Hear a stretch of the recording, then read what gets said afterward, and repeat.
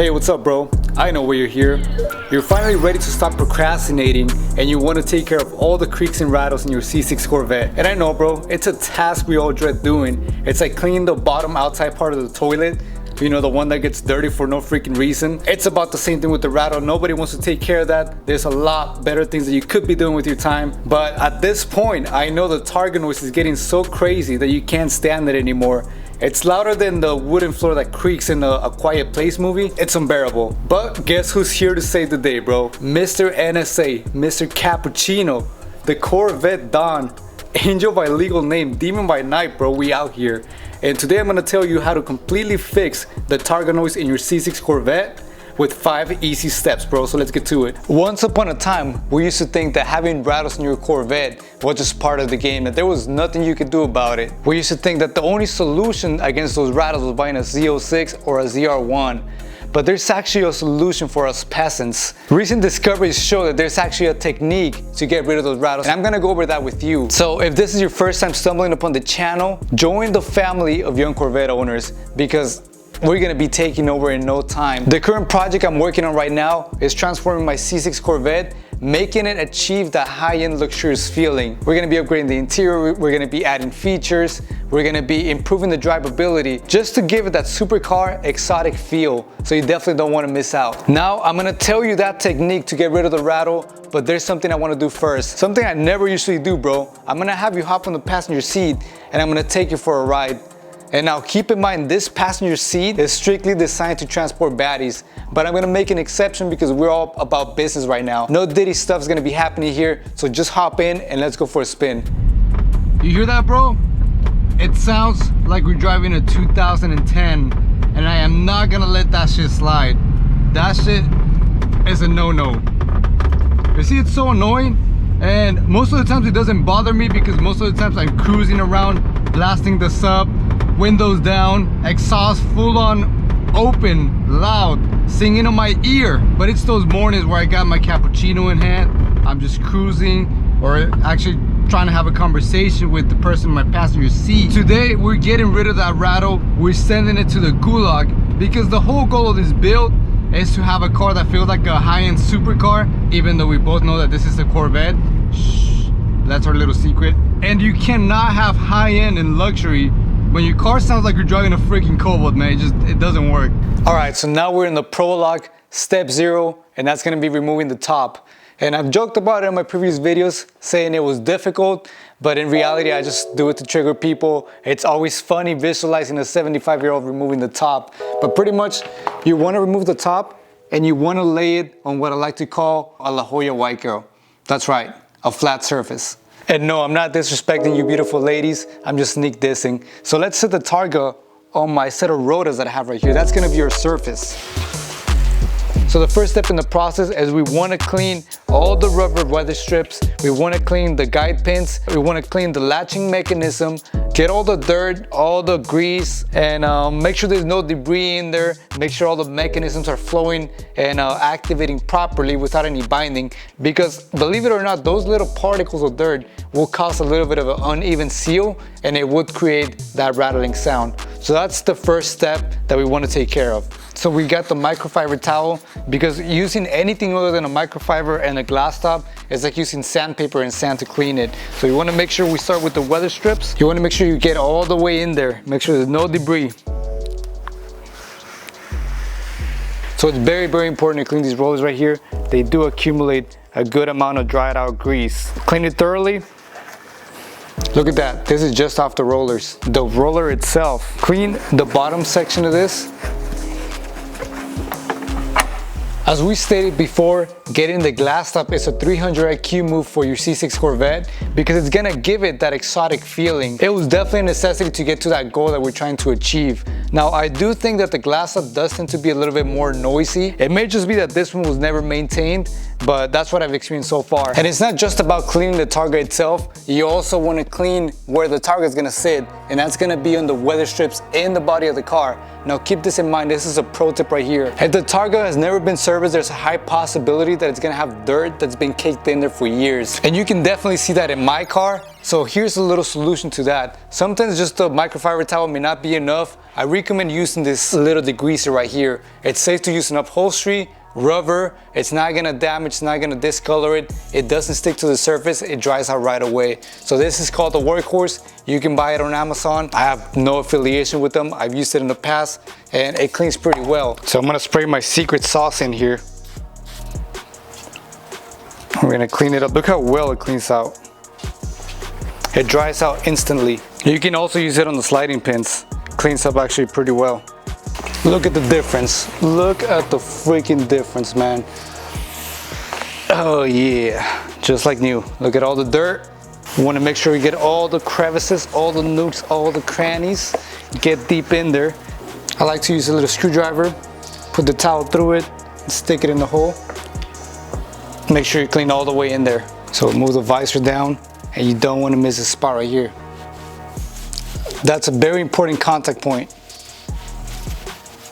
Alright, so we spent a good amount of time cleaning. Now here comes step 2. We're gonna remove the pins where it connects into the body of the car. A lot of the times they loosen over time with all the vibrations and the rattles. So what we wanna do is we wanna break them loose, like that. See how loose that was?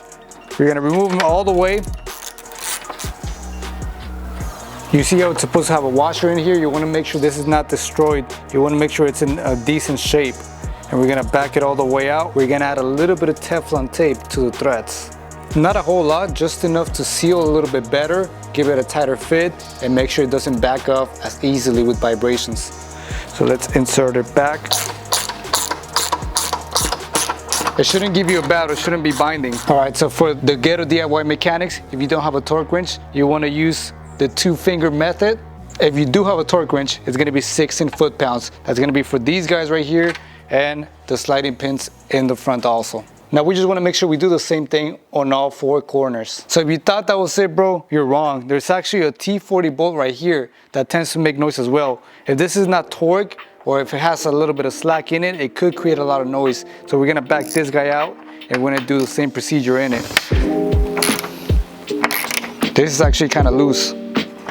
So this one, you take out the bolt, same process. But this one, you're gonna torque to 13 foot-pounds. I also put a little bit of dielectric grease underneath the head of the bolt and right here at the sliding surface. But we'll get into more lube in a moment.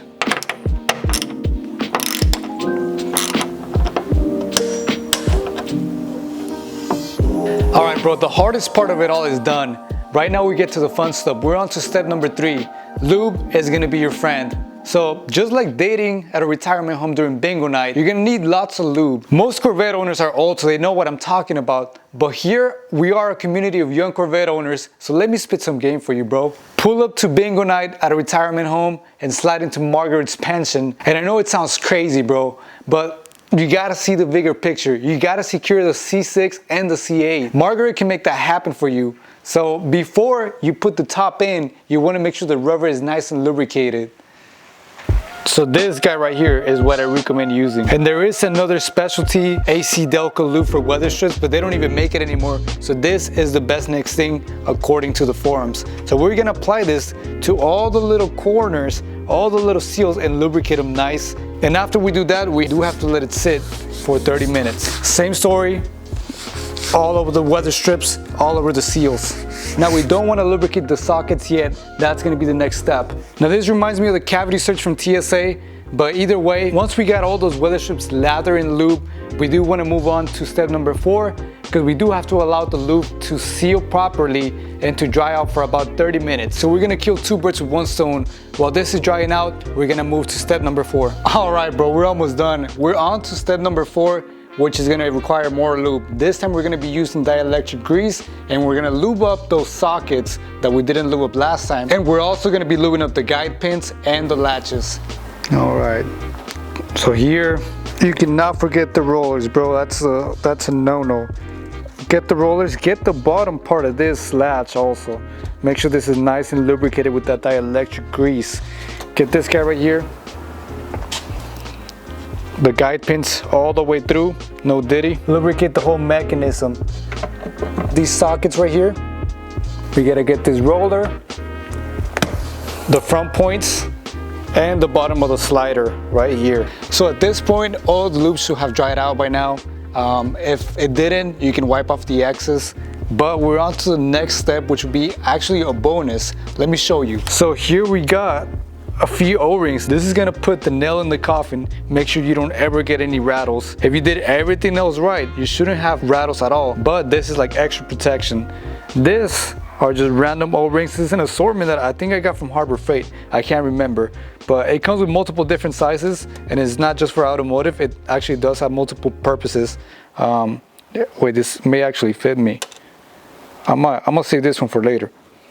So what you want to do is very straightforward. You see these guiding pins that sit on the front? Almost every time you get noise, it is going to be coming from the front of the Targa. It can either be the latches or it could be these lighting pins right here. What we're going to do is we're going to put one of these guys, we're going to push it all the way down, and then we're going to put the secondary one, the smaller one, 1 16, right here at the top. Now this is going to make sure any clearance that you may have is going to seal it properly, and it's gonna create a tight seal, tighter than a submarine. You can take the Stingray, toss it in the water. Well, this is not a Stingray, but even those C7s, this is actually you can do on them. So you can take those C7 Stingrays and dunk them in the water and you'll be okay. No Targa leaks, no Targa rattles. That's the last trick you had to know in order to get rid of the Targa noise. So once this is in, we can go ahead and reinstall it and take it on a test drive and see how much of a difference it made. My guess is that we're not gonna have any noise at all, but we'll see. Just like that. It's like that. Another way to know if you did a good job is this latch has to pop into place nice and secure. It shouldn't have any play in them. It shouldn't be loose. You see I'm putting tension on it. It's not moving. This is how you want it to be. Let's go take it for a spin. So this is San Diego, where even on the back roads there's traffic. All right. So anyways, we're driving on a pretty bumpy road. No noises to be heard. I mean, the suspension creaks a little bit, but that's not related. The main issue was here in the Targa top. I don't hear any noises anymore, bro. So what that means is that we did a good job. So now we can cruise here. We can have a conversation because I'm not hearing any sort of creaks and rattles from the Targa. So mission accomplished. Even on these bumpy roads, I don't hear anything at all, bro. I'm pumped. I'm freaking pumped. All right, bro. Was I lying to you when I said this was gonna be the ultimate guide to get rid of your Targa noise? For now, this was a freaking success, man. This build is going well so far. It's starting to feel and look like a freaking exotic car, and you can't tell me otherwise, bro. See you next week.